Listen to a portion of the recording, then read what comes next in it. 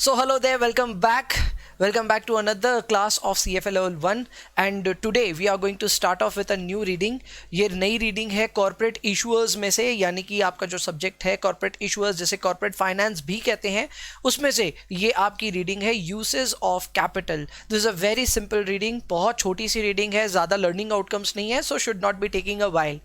Apart from that this is a super very easy reading as well. तो यहाँ पे आपको बड़ा मजा आएगा और बड़े आसानी से आप कई ऐसी चीजें सीख जाओगे जो कि एग्जामिनेशन के पॉइंट ऑफ व्यू से भी काफी इंपॉर्टेंट है एंड रियल लाइफ में ऑब्वियसली है ही.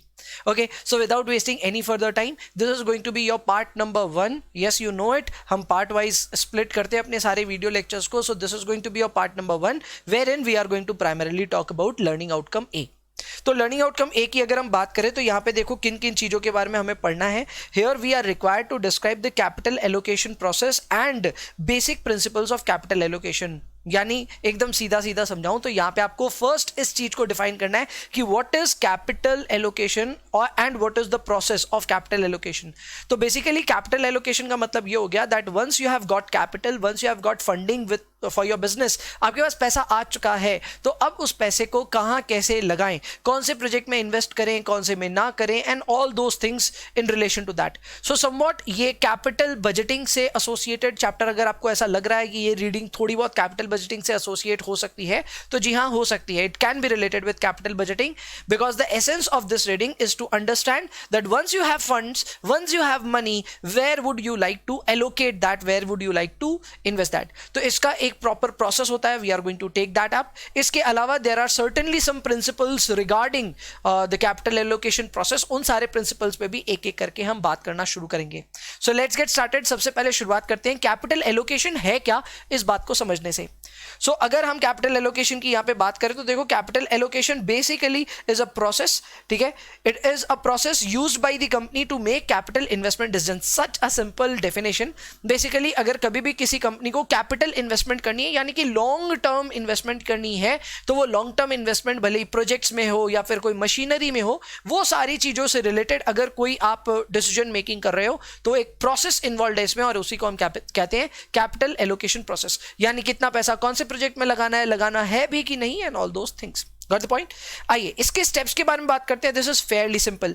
अगर हम स्टेप्स के बारे में बात करेंगे तो यहां पे आपको 4 स्टेप्स देखने को मिलेंगे. The first step is idea generation, the second step is investment analysis, third step is capital allocation planning, and fourth step is monitoring and post audit.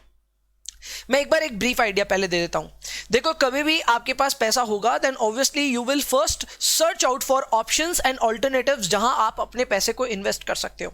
Now this is evident everywhere. आपके पास खुद का पैसा भी होता है तो भी आप उसको इन्वेस्ट करने से पहले कई सारे ऑल्टरनेटिव्स के बारे में सोचते हो. तो कंपनीज क्यों नहीं सोचेगी?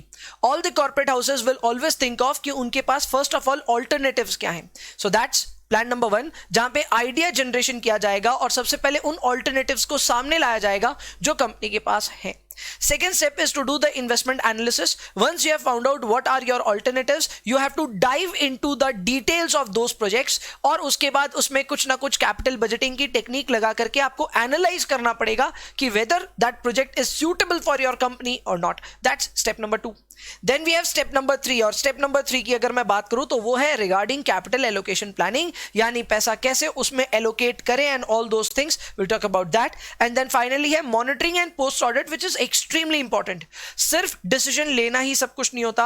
अपने डिसीजन लेने के बाद में पोस्ट ऑडिट करना एक्सट्रीमली इंपॉर्टेंट होता है. Because at the time of post audit you will get to know कि आपका कौन सा इन्वेस्टमेंट फ्रूटफुल रहा, कौन सा नहीं रहा, कहां एस्टिमेट्स आपके रॉन्ग हुए, and those kind of things will help you in your further estimations. आप फ्यूचर में अपने डिसीजंस और बेटर लो, इसी के लिए पोस्ट ऑडिट की जाती है. So that is basically an overall idea of capital allocation process. अब आइए इसको जरा डिटेल में पढ़ लेते हैं कि यहाँ पे एक एक स्टेप में क्या बात है. नंबर 1 अगर हम बात करें यहाँ पे तो it is about step number 1 idea generation. So this is the step where basically you are getting all your ideas कि आपको कहाँ पे अपने इन्वेस्टमेंट्स करने चाहिए. Got the point? Having good investment ideas for management consideration is the most important step in capital allocation process. Obviously, you need to first find out the alternatives कि भाई हम कहाँ इन्वेस्ट कर सकते हैं. So obviously, this is step number 1. Then we have step number 2. An important part of investment analysis is to accurately forecast the timing, duration, volatility of each investment's expected cash flows. समझाता हूँ.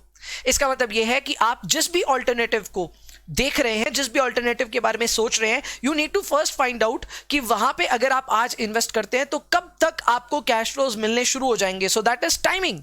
Timing ऐसे भी extremely important है क्योंकि आपने time value of money पढ़ा होगा. अगर टाइमिंग में जरा सा भी फेरबदल हो जाए then the NPV estimates can change dramatically. Just in case you don't know what is NPV, थोड़ी देर होल्ड कीजिए, you will get to know in a while. But yes, ये एक स्टार्टिंग पॉइंट होता है. आपको सबसे पहले ये समझना बहुत ज्यादा जरूरी है कि आपके कैश फ्लोज की टाइमिंग कैसी है. व्हेन आर यू एक्सपेक्टिंग कि आपके कैश फ्लोज आएंगे. दूसरा, व्हाट इज द ड्यूरेशन, कब तक आएंगे. And finally volatility. वोलेटिलिटी इसलिए क्योंकि ज्यादा वोलेटाइल होने से रिस्क ज्यादा हो जाती है किसी भी प्रोजेक्ट में. So you would want to know कि आपके प्रोजेक्ट में क्या volatility of cash flows भी देखने को मिल रहा है क्या. So once you get all these things, then obviously you can also match it up with the probabilities of occurrence.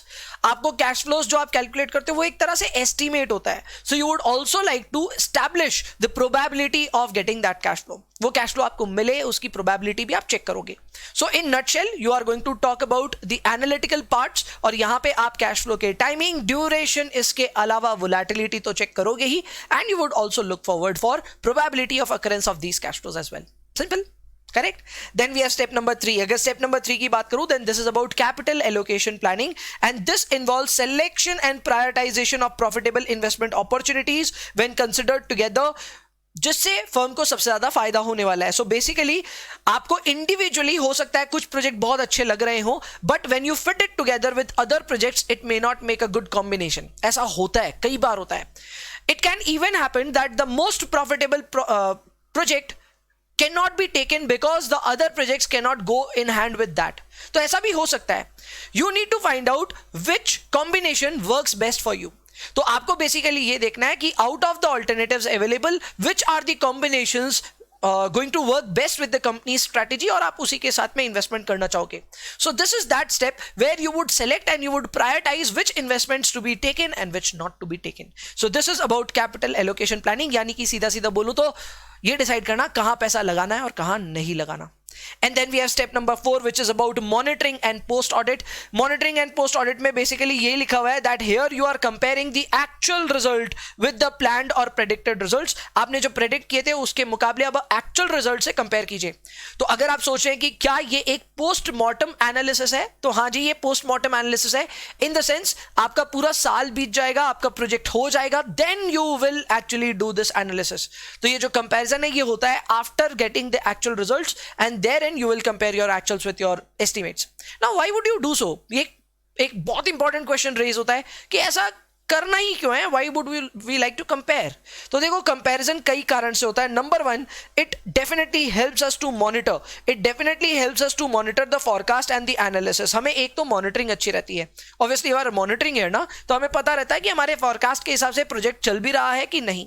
इसके अलावा अगर कोई सिस्टमैटिक एरर्स है, यानी कि कुछ ऐसे एरर्स जिसको आपने अपने एस्टिमेशन में अनजाने में एब्जॉर्ब कर लिया था, you would get to know that, and obviously वो आपकी फ्यूचर की गलतियों को कम करा सकता है. So systematic errors just like overly optimistic forecast रखना, यानी कि जितना सोचा जितना होना चाहिए उससे ज्यादा ऑप्टिमिस्टिक आपने फोरकास्ट सेट किया था. सो ये ऑब्वियसली आपकी गलती थी. It was a systematic error, an error in the overall estimation process. तो ये आपके सामने आ जाता है कि okay I was extremely optimistic, इतना ऑप्टिमिज्म तो आया ही नहीं. So obviously you can turn down your optimism for the next forecast. So ये एक डेफिनेटली फीडबैक बहुत अच्छा मिलता है. इसके अलावा it also improves business operations. Why? Because if you are constantly monitoring your projects, then आपको बहुत easily feedback मिल जाता है whether you are going as per plan or not. So if in case you are deviating from your plan, अगर आप अपने plan से भटक गए हो, then you get a chance to cope up with the estimate and अपने operations को सुधार सकते हैं in real time basis. So that's really good. And apart from that, obviously this will be also helpful to get or to frame concrete ideas for the future investments as well. So basically आप present में comparison कीजिए and इसका फायदा future में होगा. So the project that you have already undertaken उसको थोड़ा सा ढंग से अगर अंडरस्टैंड करें देन फ्यूचर में उसका फायदा होगा. सो that essentially is the entire process of capital allocation. 4 step से एक बार फिर से मेरे साथ में दोहरा सकते हैं आप.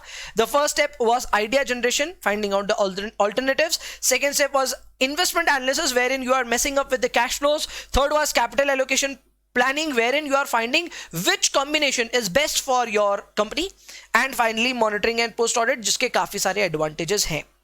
Now let's get into different types of capital projects, because here we are talking about projects जो कि एसेंशियली लॉन्ग टर्म प्रोजेक्ट्स हैं. ये ऐसे प्रोजेक्ट्स हैं जो कैपिटल इंटेंसिव प्रोजेक्ट्स हैं, काफी समय तक आप इसमें पैसा इन्वेस्ट रखेंगे.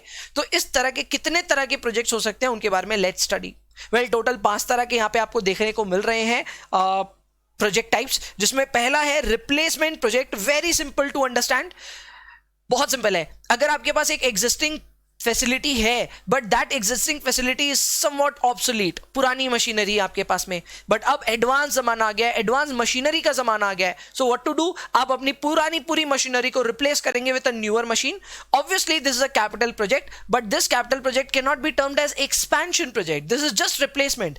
आप पुरानी मशीन को हटा करके नई मशीन ले रहे हो, सो दैट्स नॉट एक्सपेंशन.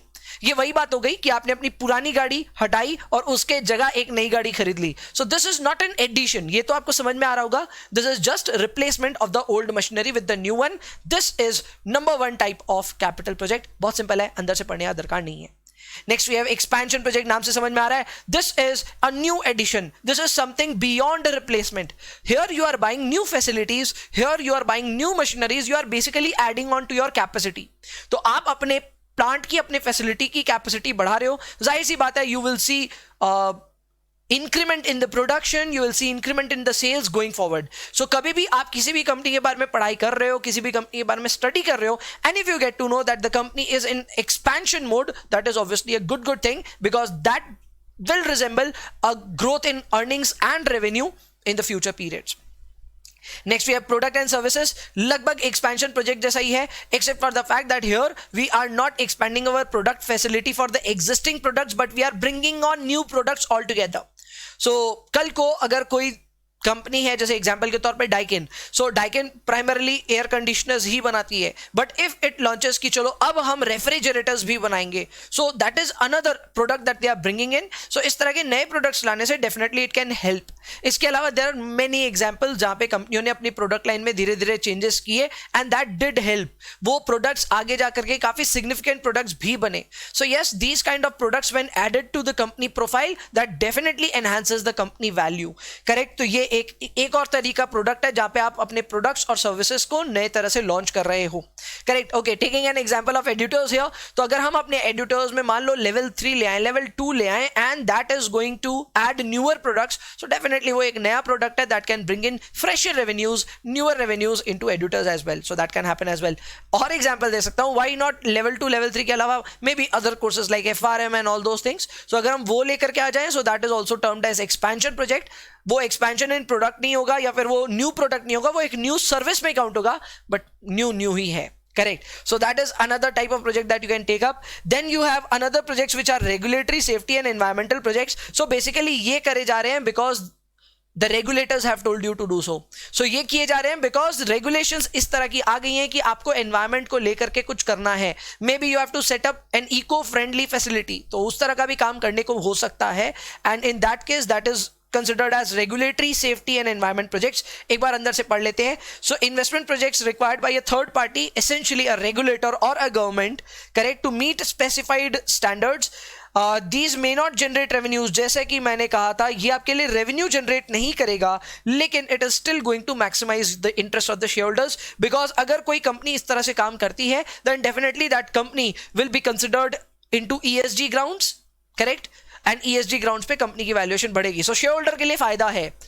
इस पे अच्छा एग्जांपल जा सकता है केमिकल कंपनीज का. स्पेसिफिकली जब इंडिया में केमिकल सेक्टर इतना बूमिंग है, तो ये समझना बहुत ज्यादा जरूरी है दैट केमिकल सेक्टर में ESG ग्राउंड्स पे क्लियरेंस होना अपने आप में एक बहुत बड़ी बेनिफिट हो सकती है. Talking of a company, Aarti industries could be one company जहां पे ESG ग्राउंड्स पे उन्होंने काफी अच्छा काम किया है.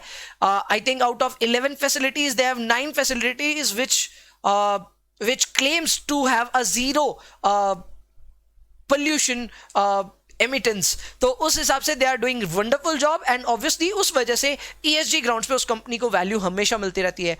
So yes, that company had been doing well in the past. Future कैसा होगा don't know, no recommendations obviously, but yes, उस तरह से आप एनालाइज कर सकते हो which companies are taking up projects like that. सो ये एक और तरह का प्रोजेक्ट है। इसके अलावा we have other projects as well. Other projects में आते हैं पेट प्रोजेक्ट्स। अब ये पेट प्रोजेक्ट होते हैं हेलीकॉप्टर खरीदना, प्राइवेट जेट खरीदना, उस टाइप के। ये मैनेजमेंट को इस तरह के प्रोजेक्ट्स बहुत पसंद है। इसके अलावा हाई रिस्क इन्वेस्टमेंट्स करना, स्टार्टअप्स वगैरह में इन्वेस्ट कर देना, या फिर में और कोई भी ऐसा प्रोजेक्ट कर लेना जो नॉर्मल कोर्स से थोड़ा बियॉन्ड लगे। So these type of projects are actually considered as other projects. So देखा जाए तो टोटल 5 तरह के हमारे प्रोजेक्ट्स हैं जिनके बारे में हमने पढ़ लिया है। Number 1 was replacement, number 2 was expansion. Expansion जब हम बोल रहे हैं then we are not talking about new products and services, rather we are talking about the existing products. But when we are talking about new products and services then वो एकदम अलग से नए प्रोडक्ट्स हैं। इसके अलावा रेगुलेटरी प्रोडक्ट्स हैं, environmental projects हैं, एंड फाइनली अदर प्रोजेक्ट्स हैं जिसमें आते हैं पेट projects and many other projects which are not accounted as normal projects. So ये हुआ अपना understanding about different types of capital projects. Now let's get into some basic principles and assumptions governing capital allocation. This is extremely important. एक एक करके इनके ऊपर में चर्चा करना शुरू करते हैं। अगर मैं बेसिक प्रिंसिपल्स की यहाँ बात करूं तो सबसे पहला यहाँ पे जो आपको प्रिंसिपल देखने को मिल रहा है वो है decisions are based on cash flows. This is hands down the most important thing because we are here to take decisions that maximize wealth of the shareholders. We have to consider the fact that cash flows can actually influence wealth, not profits. Got the point? अगर कभी भी किसी company को अपने share holders की wealth बढ़ा करके देनी है तो उस केस में उनको कैश फ्लोज पे लगाम रखनी होगी, ना कि प्रॉफिट्स में। And that is why venture Capitals बहुत पैसे कमाते हैं, स्टार्टअप्स अपने इन्वेस्टर्स को बहुत पैसे कमा के दे पाते हैं। Why does that happen? बहुत सिंपल सी इसमें मैं कह सकता हूं एक थॉट है। कैश फ्लोज अगर उस कंपनी के पास अच्छे हैं, रिगार्डलेस वो कंपनी प्रॉफिटेबल है या नहीं है, उसकी वैल्यूएशन बढ़ती जाएगी। ऐसे कई एग्जांपल्स हो सकते हैं। आप अपने आसपास में कई स्टार्टअप के एग्जांपल्स दे सकते हैं जहां पे startups are actually loss making but then उनको वैल्यूएशन बहुत अच्छी मिलती है। Let's talk about Zomato. एकदम इंडियन एग्जांपल ले रहा हूं। जोमैटो एक ऐसी कंपनी थी जो स्टार्टअप थी obviously, but then came with an IPO as well. So यहां पे Zomato को तगड़ी वैल्यूएशन मिल गई। क्यों मिली ये वैल्यूएशन? ये वैल्यूएशन मिलने के पीछे सबसे बड़ा कारण था, और वो कारण था अपना यहां पे होना क्या? Cash flows.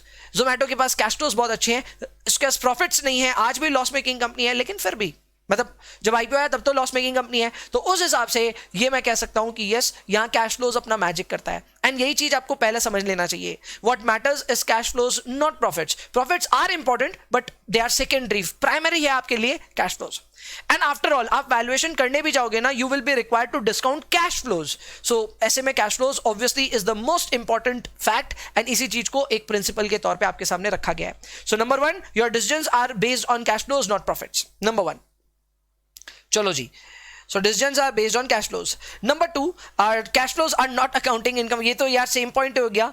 इसका मतलब ये है when we are talking about cash flows, we are not talking about EBIT or anything like that. We are talking about cash flows. Now these cash flows are total cash flows, या फिर FCFE, या फिर FCFF, या फिर CFO, ये कुछ भी हो सकता है। कैश फ्लोज के भी बहुत सारे डेफिनेशंस हैं, बट ये बात आपको समझनी है, कैश फ्लोज प्रॉफिट नहीं है। प्लीज इनको मिक्सअप मत कीजिए।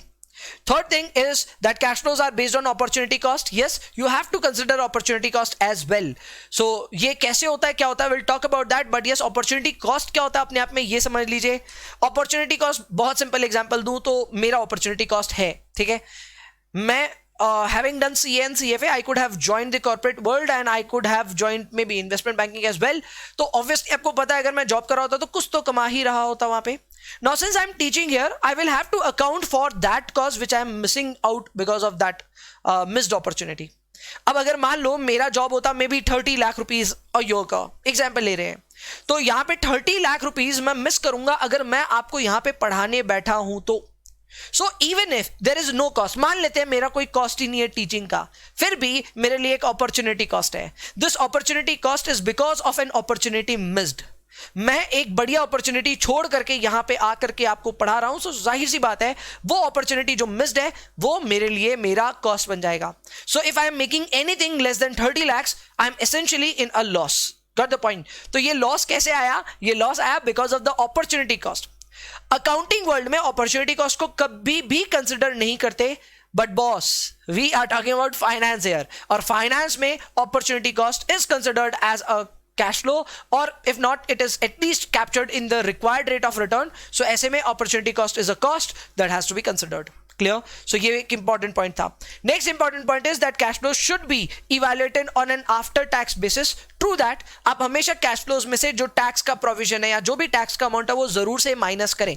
Got the point? This will facilitate you to know what do you get in hand after paying all the taxes. तो हमेशा अपनी एनालिसिस में आफ्टर टैक्स कैश फ्लोज का ही यूज करें. This is another principal.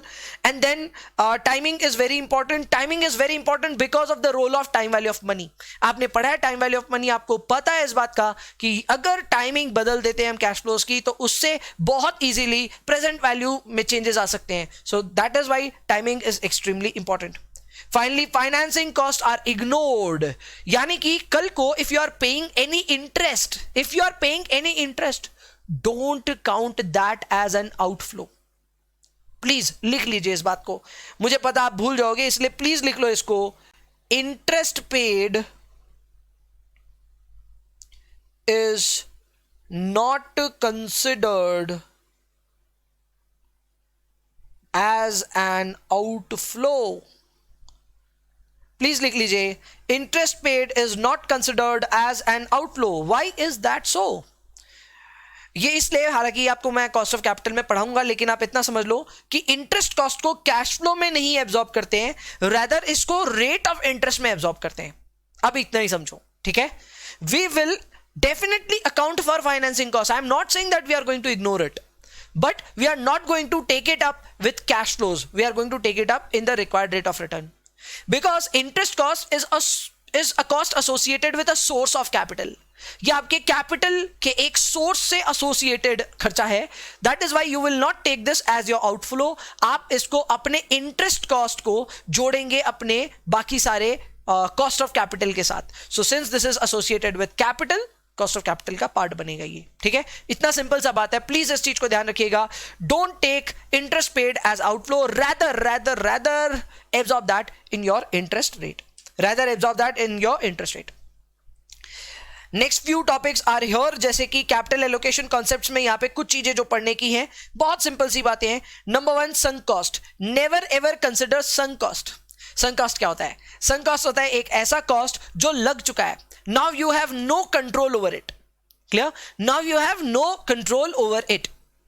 एक बहुत सिंपल सा एग्जांपल देता हूं, you will relate to it as well. Suppose करो आपने एक बिजनेस करने से पहले सर्वे करवाया. ठीक है, you wanted to launch a new product and for that you did a survey, और उस सर्वे में आपका 50,000 रुपीज खर्च हो चुका है. You have spent 50,000 for that survey.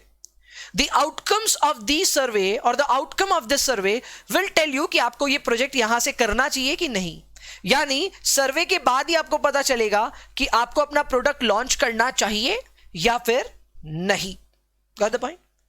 Now my point here is कि ये सर्वे होने के बाद आप डिसीजन लोगे ना यस या नो का, तो तब तक तो सर्वे का कॉस्ट आप दे चुके होगे. It will be a cost that you have already paid. Once a cost has been already paid, once you have paid for a cost, it is already sunk. अब उसके बारे में सोचने का कोई फायदा नहीं है. ऐसा समझो, अगर आप सर्वे करा रहे हो और सर्वे के बाद आपको यस या नो लेना है, मेरी बात मानो, इस 50,000 को don't consider this as your cash outflow. ये आपके लिए कोई खर्चा नहीं है, ये आपके लिए कोई आउटफ्लो नहीं है, मत कंसिडर कीजिए इसको. You know why?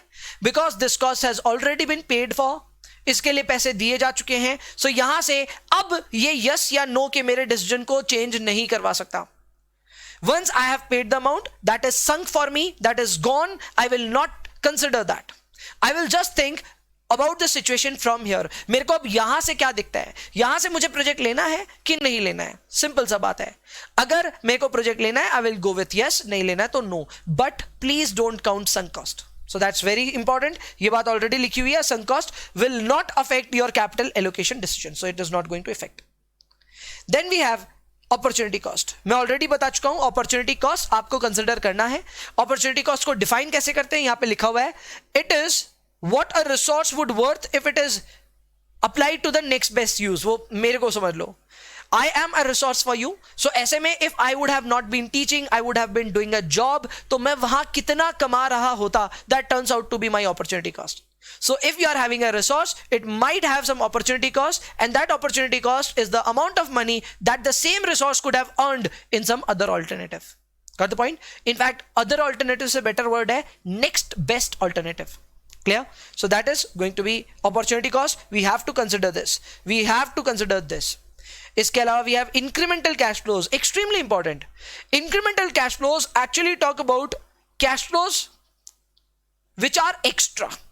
Cash flows which are extra. मैं समझाता हूं आपको कैसे. सपोज करो आप एक नई मशीन लगा रहे हो, ठीक है?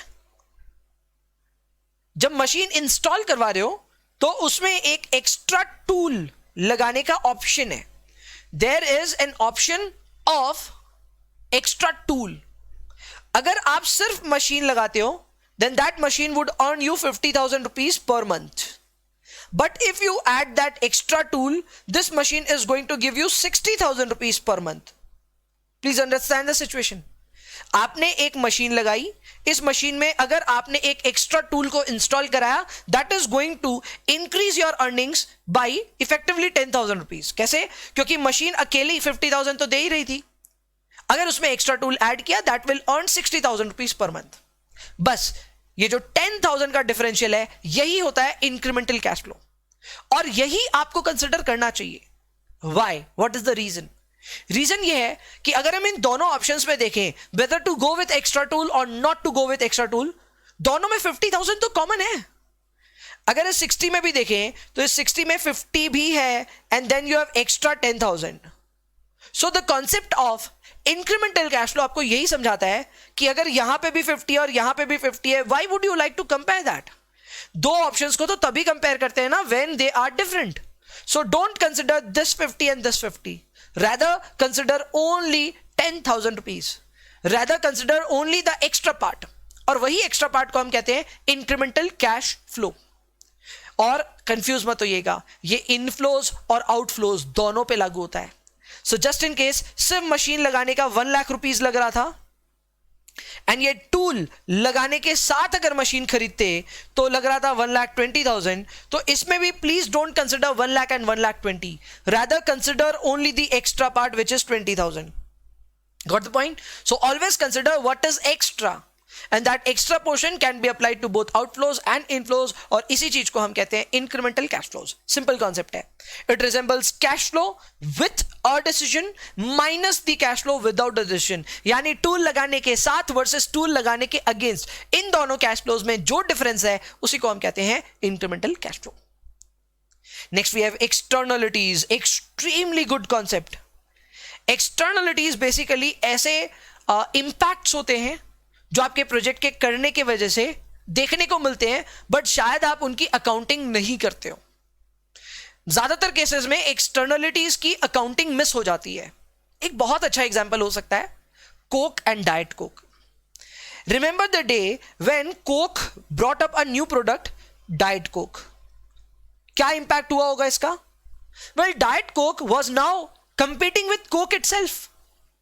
जब यहां पे कोका कोला ने कोक निकाला था, कोक के बाद उन्होंने डाइट कोक निकाला, तो कोक वर्सेस डाइट कोक ही होने लग गया होगा. Because somebody who might have went for diet coke obviously is not going for coke then.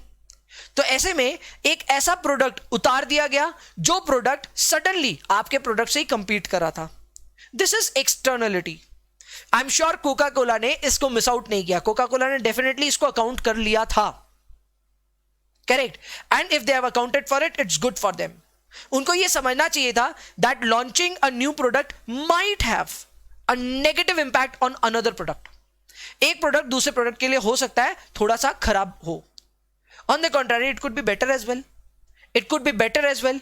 हो सकता है आप दो ऐसे प्रोडक्ट साथ में निकाल रहे हो या फिर एक के बाद एक प्रोडक्ट ऐसा निकाल रहे हो जो आपस में कॉम्प्लीमेंट्रीज हैं.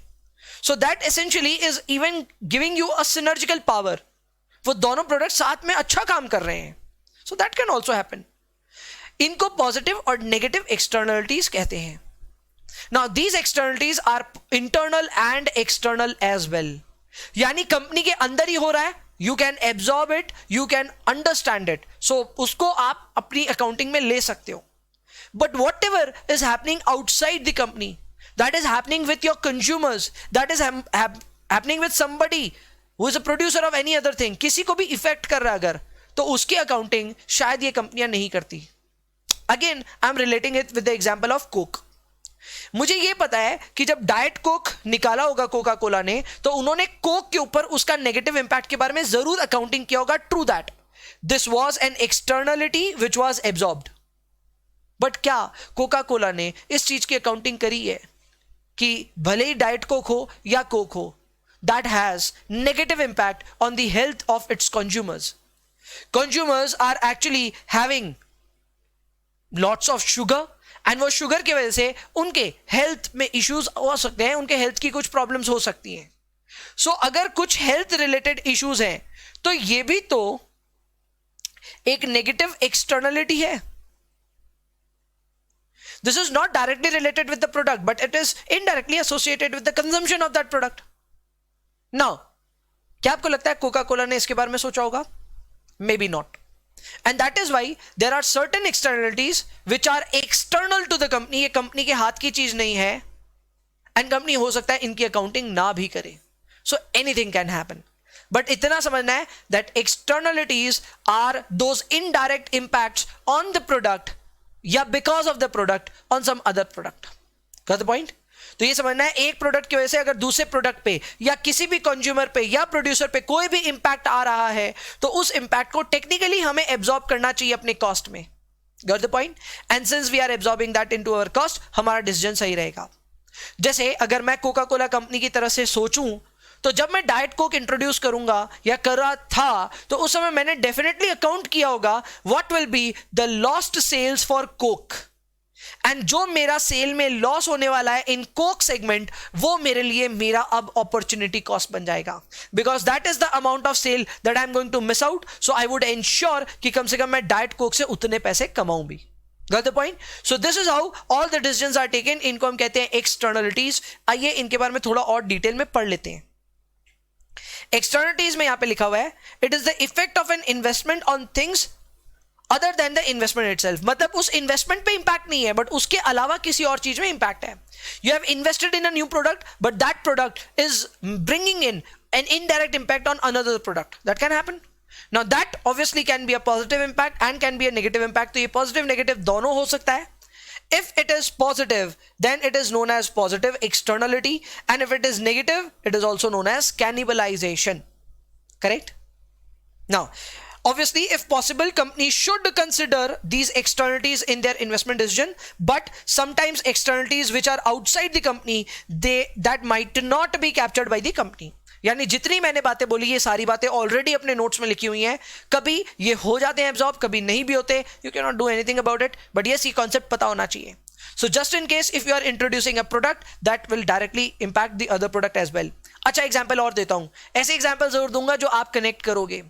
So now the another example that could actually fix in here is a crash course.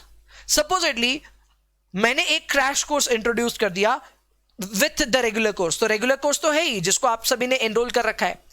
But apart from that, अगर मान लो मैंने एक crash course कर दिया, तो definitely a few prospective students might go into the crash course rather than coming for the regular course. So जब मैं crash course introduce करूंगा, I should be accounting for the impact that this product is going to bring in for my another product. समझो इस बात को. अगर मेरा crash course मेरे real course की या मेरे main course की सेल्स को हर्ट करने वाला है, तो मुझे उसको अकाउंटिंग में लेना चाहिए. I should consider the missed sales या missed revenue from the main course as a cost for my crash course. तो क्रैश कोर्स के लिए मेरे को डेफिनेटली उसको खर्चे की तरह कंसिडर करना चाहिए. That is another principle that I was talking about. Next we have conventional versus unconventional cash flows. भाई ये क्या होते हैं? बहुत सिंपल है. देखो ज्यादातर केसेस में क्या होते हैं, your cash flow start with a negative sign, क्योंकि फर्स्ट डे पे आप इन्वेस्टमेंट करते हो, so that is essentially an outflow. But after that the cash flow sign turns positive. यानी एक बार नेगेटिव था और उसके बाद लगातार इनफ्लोज ही इनफ्लोज आपके पास आए. अगर आपके कैश फ्लो का पैटर्न ऐसा है, then my dear friends it is a conventional cash flow, wherein the sign of the cash flows is changing only once. सिर्फ एक बार आपके साइन में चेंज हो रहा है. डे 1 में इट वॉज आउटफ्लो, डे 2 में it became an inflow, day 3, 4, 5 जो भी था उनमें वो इनफ्लो ही रहा. सो साइन बार बार नहीं चेंज हुआ, पहले माइनस फिर प्लस एंड देन प्लस पूरी देर. इसे हम कहते हैं कन्वेंशनल. बट ऐसा भी तो हो सकता है कि पहले माइनस था, फिर थोड़ी देर प्लस रहा, फिर एक और माइनस आ गया, फिर प्लस आ गया, फिर प्लस आ गया, फिर माइनस आ गया, होने को तो कुछ भी हो सकता है। इस तरह के भी पैटर्न्स हो सकते हैं। मनाही कोई चीज की नहीं है, कोई चीज का ना आप ऐसा मत समझो कि नहीं ये पॉसिबल नहीं है, ये पॉसिबल है। पर इस तरह के कैश फ्लोज को हम कहते हैं अनकन्वेंशनल कैश फ्लोज। ये बात लिखी हुई है, पढ़ा देता हूं। यहां पे लास्ट लाइन पे ही लिखा हुआ है that if the cash flows can flip from positive to negative और possibly change several times, change sign several times, अगर अपने साइंस को काफी बार बदल रहे हैं, 2 और मोर टाइम्स बदल रहे हैं, तो उसे हम कहते हैं अनकन्वेंशनल कैश फ्लोज या फिर नॉन कन्वेंशनल कैश फ्लोज। इसे अनकन्वेंशनल या फिर नॉन कन्वेंशनल कैश फ्लोज हम कहते हैं। But if it is not changing sign more than once, then it is known as conventional cash flows. So मेरे ख्याल से आप समझे होंगे कन्वेंशनल और अनकन्वेंशनल में अंतर क्या है। कन्वेंशनल जो है वो है बेसिकली एक ऐसा कैश फ्लो पैटर्न जहां पे साइन सिर्फ वन टाइम बदल रहा है, और अनकन्वेंशनल वो है जहां पे साइन एक से ज्यादा बार बदल रहा है। क्लियर? एक्चुअल में एक से ज्यादा बार, हाँ बोल सकते हैं एक से ज्यादा बार या दो से ज्यादा बार। ठीक है, सो दैट इज अनकन्वेंशनल और नॉन कन्वेंशनल कैश फ्लो। चलो done, very nice. Other few consideration, other consideration में एक कंसिडरेशन ये है, वो है independent projects versus mutually exclusive projects. Now what is this? बहुत सिंपल है। Supposedly you have two alternatives, alternative A, alternative B. Now these alternatives are of such a sense कि इनका आपस में डायरेक्ट में कोई कंपटीशन नहीं है। देयर इज नो कंपल्शन कि इन दोनों में से कोई एक ही करना होगा आपको। इफ यू फाइंड सुटेबल, आप चाहो तो ए और बी दोनों में इन्वेस्ट कर सकते हो। Nobody is stopping you from doing that. Now that's a good thing. वहीं पे ऐसे भी प्रोजेक्ट्स होते हैं जो आपस में कंपीट करते हैं, कंपीट मतलब आपस में कंपटीशन है, and for that reason you can select only one. Let's take an example. हम एक घर लेने जा रहे हैं, करेक्ट? ऑब्वियसली हम घर लेने जा रहे हैं, हमारे पास एक घर के जितना ही पैसा हम ये अज्यूम कर रहे हैं। Now you saw 2 homes, you are equally likely कि दोनों में से कोई भी ले सकते हैं। तो अब आपको एनालाइज करना होगा कि दोनों में कौन सा बेहतर है, कौन सा अच्छा है। वो इस वजह से बिकॉज यू कांट बाय 2, आपके पास नहीं है उतना पैसा, और वैसे भी वो दोनों घर आपके काम के क्या, आपको तो एक ही चाहिए ना। So those projects are mutually exclusive, competition में है, एक को कर लिया तो दूसरा नहीं कर पाएंगे। On the contrary, if you are an investor and you are in search of lots of properties, you found 2 properties which suit your purpose, तो there is no competition at all। आप जो दोनों को ले सकते हो। अगर दोनों घर आपको अच्छी डील पे मिल रहे हैं, go buy both। अगर आपको दोनों पे NPV पॉजिटिव मिल रही है, अगर आपको कैश फ्लोज अच्छे मिल रहे हैं, go buy both, not a problem at all। So you have to first find it out कि आप किस तरह के प्रोजेक्ट्स को आपस में कंपेयर कर रहे हो। Are those projects independent और कॉम्पिटिटिव? अगर कॉम्पिटिटिव है तो उसे हम कहते हैं म्यूचुअली एक्सक्लूसिव, इंडिपेंडेंट है तो ऑब्वियसली इंडिपेंडेंट कहते ही हैं। सो ये है नंबर 1 थिंग जो आपको पता होना चाहिए। Next thing that you should know is project sequencing. Now sometimes some projects are in a sequence, and एक प्रोजेक्ट अगर होगा सक्सेसफुल तो ही दूसरा प्रोजेक्ट आएगा। Now you can relate this with maybe some science project. ठीक है, अब मैं बहुत वियर्ड एग्जाम्पल ले रहा हूं, लेकिन ऐसा समझो। Suppose करो you might have taken a part in a science quiz, और a science quiz तो नहीं बोलूंगा, साइंस एग्जीबिशन में मान लो आपने पार्ट लिया, एक इंटर स्कूल कॉम्पिटिशन है। ठीक है, मैं बहुत इरेलीवेंट एग्जांपल्स ले रहा हूं लेकिन समझ में आएगा आपको इससे। तो अब आपको साइंस प्रोजेक्ट बनाने हैं, बट आपको साइंस प्रोजेक्ट 3 बनाने हैं, लेकिन 3 तभी बनाने हैं when your first project qualifies. पहला क्वालिफाई होगा तब दूसरा बनेगा, दूसरा क्वालिफाई होगा तो तीसरा बनेगा। Now you can obviously see कि आपके पास 3 प्रोजेक्ट्स करने को तो हैं, लेकिन वो तीनों प्रोजेक्ट्स एक सीक्वेंस में हैं। एंड अगर कल को आपका फर्स्ट प्रोजेक्ट ही एक्सेप्ट नहीं हुआ तो आपको सेकंड और थर्ड करने की कोई भी दरकार नहीं है। सिमिलरली अगर फर्स्ट हुआ तो सेकंड करेंगे ही, सेकंड हुआ तो ही थर्ड करेंगे। Now this can happen for companies as well। अगर कंपनी कोई प्रोजेक्ट कर रही है, सपोज करो कंपनी के पास में कुछ प्लॉट ऑफ लैंड है, करेक्ट? कंपनी सोच रही है कि वहां पे बड़े बड़े 3 रेजिडेंशियल प्रोडक्ट्स वो ला सकते हैं, 3 रेजिडेंशियल कॉम्प्लेक्सेस वो ला सकती हैं। एक रेजिडेंशियल कंपनी की बात कर रहे हैं, डेवलपर की बात कर रहे हैं, तो ऑब्वियसली वो तीनों को साथ में नहीं लाना चाहेंगे। They would first go with number 1, पहले फर्स्ट की सक्सेस चेक करेंगे। अगर फर्स्ट प्रोजेक्ट हिट हो गया तो सेकेंड प्रोजेक्ट लाने का सोचेंगे, और सेकेंड हिट हुआ तो थर्ड प्रोजेक्ट, अदरवाइज ठीक है प्रोजेक्ट में इन्वेस्ट नहीं करेंगे। So that is how some projects might be lined up one after another, और उसको हम कहते हैं project sequencing. Very simple topic, कुछ भी इसमें मुश्किल नहीं है, सिर्फ इतना समझ लो that some projects might be sequenced in such a manner that success of one can decide what to be done with the second one. ये बात यहाँ पे एकदम क्लियरली लिखा हुआ है. क्या लिखा है जरा पढ़ लेते हैं. यहाँ पे ये लिखा हुआ है that investing in a project creates option to invest in future projects. एक प्रोजेक्ट में इन्वेस्टमेंट किया तो उसके बाद आप सेकंड प्रोजेक्ट कर सकते हो कि नहीं, एक अपॉर्चुनिटी खुलती है. And finally we have another example और another actually consideration which is unlimited funds versus capital rationing. बहुत सिंपल है. ज्यादातर केसेस में you will have shortage of money, you won't have unlimited money.